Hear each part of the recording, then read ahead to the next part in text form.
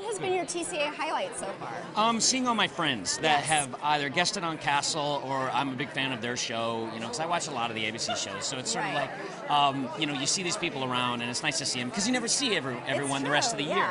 I mean, they're in production and everything. Right. So especially some of my friends that were on shows that were just beginning last season and now they're big successes. You know what I mean? Yeah. So it's like all my Scandal friends, I know like half of that cast. They've all guested on Castle. Yeah. So it's so nice to see those people have a certain success. And so that's my favorite part, is seeing my friends. Yeah. And are there any shows that you're actually excited to see that have kind of been previewed at TCAs? I don't know anything about the new shows. No, I have no idea. So it'll be a surprise. It'll be a good surprise to see with that. I know everyone's very excited about some new stuff. I know ABC always has a good lineup. Yeah. There's always very adventurous stuff. I know the Once Upon a Time spinoff is going to be very interesting. Yes. It's a great thing about being with this network is that they try very interesting things. They're not just, we're the only procedural on the entire network. So the fact that they do these fantasy shows, it's very interesting that they can do that. Because I think a lot of networks are afraid to do that. And so all of a sudden there's all these clones, you know what I mean, where it's just like procedural. So the fact that we're the only one, hey, I benefit from that. We're sort of like, hey, we're the only girl at the dance. All right. But no, they've been very supportive, and I can't believe we're here for a sixth year. This is crazy. Well, speaking of, are there any shows that you would like to do a crossover episode with? Oh, well, they'd have to be ABC shows, right? Because we couldn't, say, how about a Walking Dead crossover? I don't know how that would work. Would be very interesting. I don't know what that would be weird, or like a Breaking Bad crossover. That'd be weird. That would take it and to a dark impossible, place. I think, is what it is. Let's see. What would be a good crossover? Maybe a good Scandal crossover. I like that idea. Yeah, we could definitely do that. That could be a lot of fun. So, yeah, the DC, the New York thing, we can do that. Yeah, we can make that possible. Yeah, for sure. It'd be a lot of fun. Hang out with all my friends and just sort of like suddenly having these scenes with people. It'd be weird. I wish we did more of that. Yeah. They used to do that when we were kids a lot. All of a sudden you'd see all the Fantasy Island people on Love Boat and you'd be like, this is nuts. Yeah, they'd mix my it head all just up. exploded. Right. Well, let's talk about the show's crazy fan following, because you guys are such a Twitter phenomenon. Yeah. It's kind of crazy. It is crazy. We have the best fan following in all of television. I'll say that to everybody. We have the best fan following in all of television, better than any other show. They followed us around.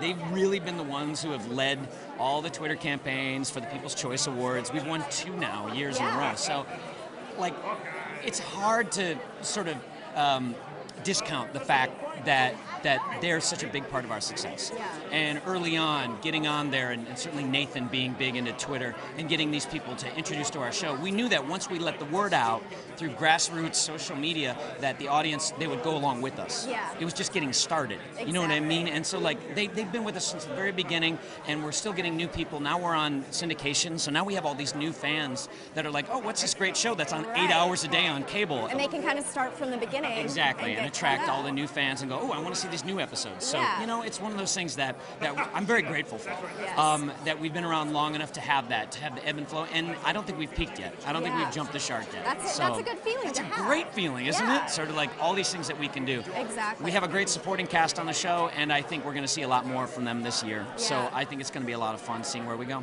Well, speaking of that, what can you tell us about how things are going to play out in this next season? Because I know we're kind of already primed to see a lot of relationship drama.